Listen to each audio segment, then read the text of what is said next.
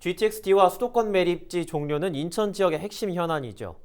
박남춘 인천시장이 지역 기자들과 만나서 지역의 주요 사업들 추진 상황과 중앙부처 방문 결과에 대해 이야기 나눴는데요. 취재 기자와 자세하게 짚어보죠. 이재필 기자가 나와 있습니다.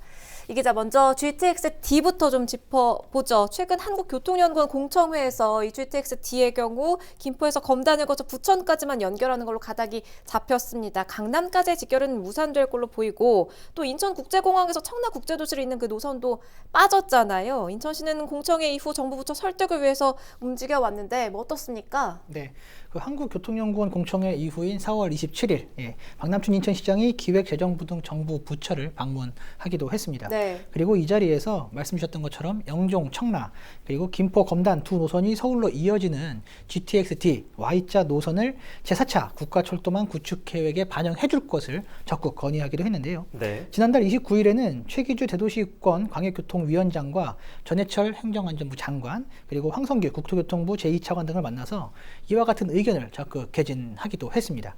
기자들과 만난 자리에서 이제 박남춘 시장은 정부 부처와 이제 끊임없이 GTX-D Y자 노선의 필요성을 만나서 이제 이야기를 건의하고 있다라고 이렇게 강조를 했는데요. 예. 특히 오는 6월 제4차 국가철도망 구축 계획이 확정되기 전까지는 아직 가능성이 남아 있다고도 이렇게 언급을 하기도 했습니다. 네. 박남춘 인천시장의 이야기를 직접 한번 들어보시죠.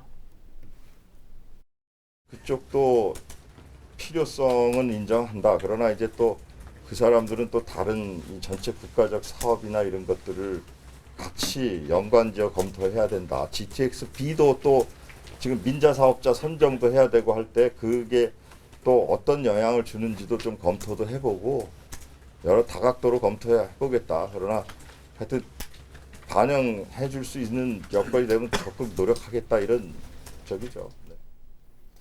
예, 결국 6월까지는 아직 가능성은 남아있다 이렇게 생각을 하면 될 것 같습니다.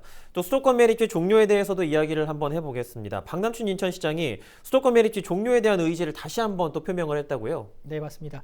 현재 이제 서울시 등 이제 뭐 수도권 매립지를 계속해서 사용하고자 하는 이런 지역들이 있죠. 이런 움직임을 보이고 있는데, 하지만 인천시는 약속했던 3-1 매립장을 다 사용하면 무조건 수도권 매립지를 종료하겠다. 이렇게 입장을 밝히고 있습니다. 네. 특히 인천시가 2025년 수도권 매립지 종료를 이제 선언한 것을 두고 일각에서는 현 매립 상황이라면 3-1 매립장을 2027년 이후까지도 사용할 수 있다.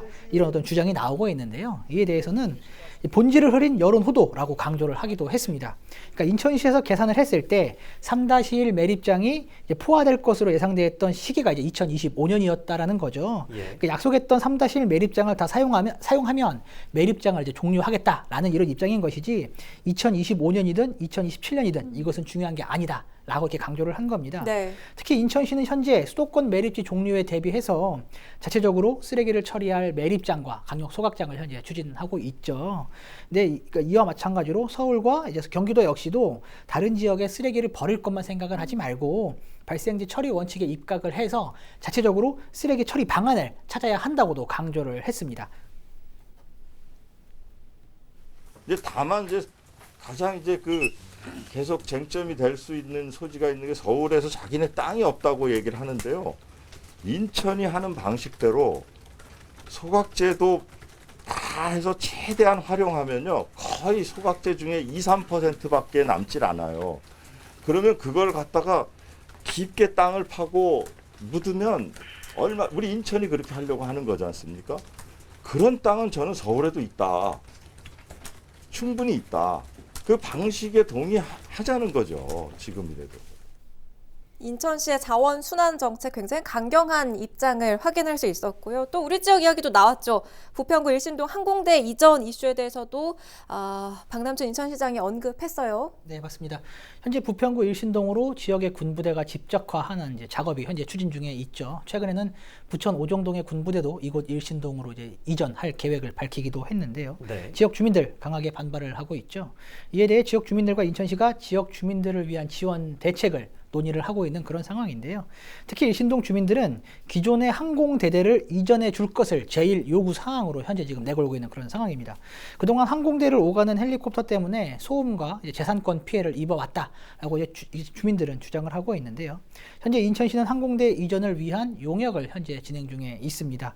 특히 박남춘 인천시장은 국방부에 항공대 이전을 요구하는 등 이제 관계 부처와 논의를 심도 있게 꾸준하게 이어가고 있다라고 밝히기도 했는데요. 박남춘 시장의 이야기를 한번 들어보시죠.